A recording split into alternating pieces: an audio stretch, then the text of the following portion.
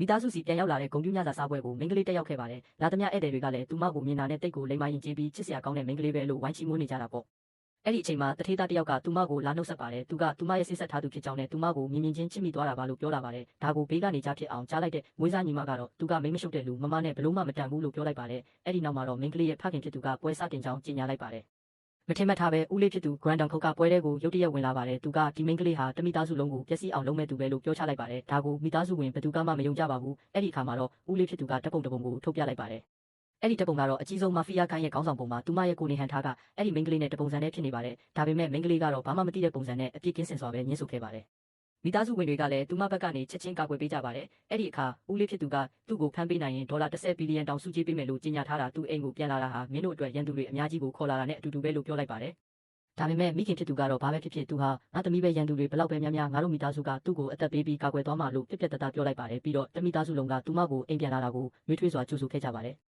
မိန်းကလေးဟာတိတ်ကိုစိတ်လှုပ်ရှားပြီးဝမ်းနဲ့တွားရပါတယ်။သူမရဲ့မိသူမိဝဖြစ်ကြောင်းကိုထုတ်ပြောပြီးမိသားစုကိုဒုက္ခမပေးချင်တော့ပါဘူး။အဲ့ဒီအချိန်မှာပဲဦးလေးဖြစ်သူရဲ့လူတွေကတက်တေတယောက်ကိုခေါ်လာဖို့ကြိုးစားကြပါတယ်။အဲ့ဒီလူရဲ့လက်ထဲမှာတော့ဗီဒီယိုမှတ်တမ်းတစ်ခုရှိနေပါတယ်။မိန်းကလေးရဲ့လက်အောက်ငယ်သားကတားဆီးဖို့ကြိုးစားခဲ့ပေမဲ့လည်းတက်တေဖြစ်သူကညစာစားပွဲခန်းမထဲကိုရောက်ရှိသွားပါတော့တယ်။